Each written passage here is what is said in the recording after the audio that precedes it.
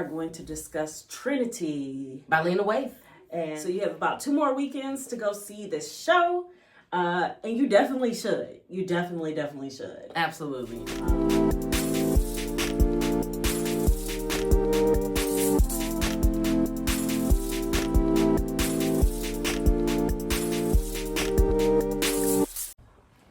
What up, though? Welcome to Woman Crush Every Day, where we discuss queer media, especially when it's black and especially when it's woman. I'm your host, Tang B, aka Sean B. Scribe. And I'm your host, Allison, aka Al Woo. And today we are going to discuss Trinity by Lena Waithe. And this is her debut play. Yes. It's playing at the Baltimore Center Stage until March 15th. So you have about 2 more weekends to go see this show. And you definitely should. You definitely should. Absolutely. So we're going to talk about it. We're going to try not to give too many spoilers.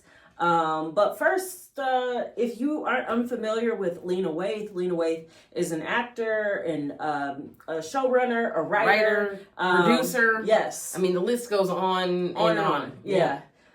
We've covered a couple of the things that Lena Waithe has produced, including her movie Beauty and the show 20s, so you can go back and see our reviews. One of our favorites, actually. Yeah, 20s is one of the best shows I think to ever be out, and especially to represent black queer women. Yeah, has been really dope. And starring like masculine center women as well. Really dope. Really well done. Yes, and probably for some of the same reasons as why you should come see Trinity. So this show was directed by Stevie walker-webb.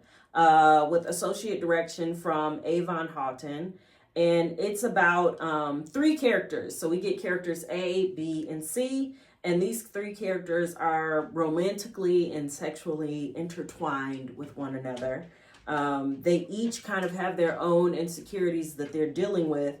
And they find themselves being written into a play by a playwright who is rerunning these situations to try to sort through their own feelings about these previous relationships. And it's absolutely a play within a play, not even just sort of like the perception of a play within a play. Yeah. Like you see Lena writing this story in communicating with God and others in the course of the work. So yeah, it's really awesome. Also, Lena Waithe not only wrote this play, but stars in it. So, yeah, did we not say that? That's no. Yeah, Lena Waithe is also starring in the show, and this is a play debut. So yeah, not just like writing the play, but also starring in the work too. Yes, and her co-stars are Courtney Sauls and Fetna Jacket. So great cast, great work from them. Mm-hmm. Just a really fun show. Yeah. And there's some really cool themes that come up in the play. So things around friendship, around romance, around who you choose and what maybe that says about you. And the dramaturgy notes in the playbill, it goes deeper into how we are the product of our circumstances that extend, like whatever the choices that we make, we are only able to make them because of what's happened before us. And in this work, one of the main goals is to rewrite that, be able to take that space that we can't really do in real life. We can't really go back in time and change the choices that we've made, some, things that we maybe aren't so proud of, but that is the power of writing, and that's the power of storytelling, is that this is a place where you can take ownership of your story and say, hey, I can reflect and I can try to make amends and for missteps and honestly just moments where folks have to learn through experience. Yeah. There's some things I would definitely rewind on in past relationships. I mean, wouldn't we all? You know what I'm saying? Like, wouldn't we all? So, yeah. You want to talk a little bit about some of the sound design? I think that was one of the things that stood out to me in the show overall. And I also think Lena does a really masterful job of incorporating sound, like culturally significant music at emotionally appropriate times in the work, in, not just like film and TV, but it's also really cool to see that trait brought over into this theatrical space without revealing too much of the songs. I think just that was something that stood out to me as like, music is so important on a personal level, and obviously to, the playwright and to how the story when it is told. Awesome. And Taylor J. Williams did the sound design. I agree. We had set design from Simeon Carpenter, and I really love the set, without giving too much away. It's very minimalist. I feel like it kind of gives you that futuristic feel. And one of the kind of joys of the play is that we kind of move through time and space. Mm-hmm. So the set really lends itself to that. Yeah, I mean, the set was really simple. And I think it gives you that opportunity to really focus on the words. The work itself is, we're here for character. We're here for dialogue. We're not so much here for everything else in the story. But I think that the everything else that is presented to us was utilized really thoughtfully.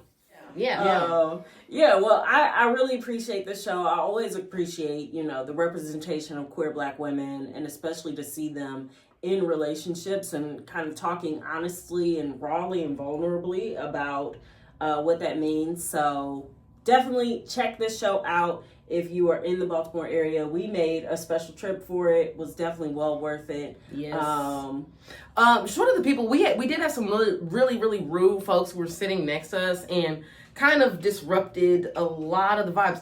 I'm like here for some noise making, honestly. I'm not even mad at some emoting while participating in the work. I like immersive, right? Yeah. That was too immersive.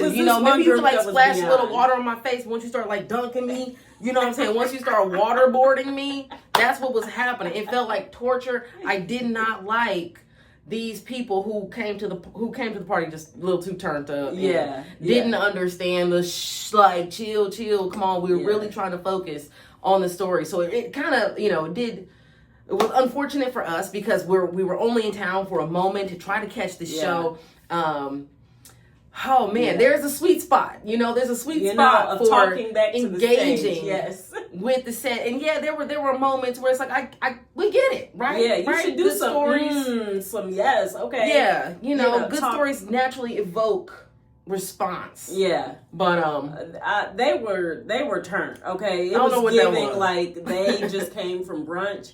I will say though, the rest of the audience was awesome. Great audience. It was also great to see kind of like who was in the audience, because it was a lot of us up in there. Yeah, and that's my first time seeing a show in Baltimore. I went to school in DC, so like to be so close and yet so far away, but the experience. Okay, this is Baltimore Center Stage with the and it's a nice space. I mean, beautiful theater. Really, they got really a bar space. In there. I love it. You're like, they got a bar, right? Maybe I don't know if those people who came were served at that bar. They came. That's hilarious. From another bar. I don't know where they came from. They came from overserved. Yeah. But no, the space is beautiful. The theater is beautiful. That was my first time in Baltimore, and I had a great time while there. And just a dope reason to be able to go get immersed in some stories that are about queer women. Fire. Yeah, 100%. So make sure you check it out. Baltimore Center Stage, you said till March 15th. Till March 15th. And I see that they just posted, they got some shows that are almost sold out, that are sold out, but you can always show up and see. Maybe like a rush ticket situation. Yeah, get a rush ticket, like or if somebody doesn't show up, you can get those seats. So check it out. Trinity by Lena Waithe. All right. Until next time, y'all. Peace.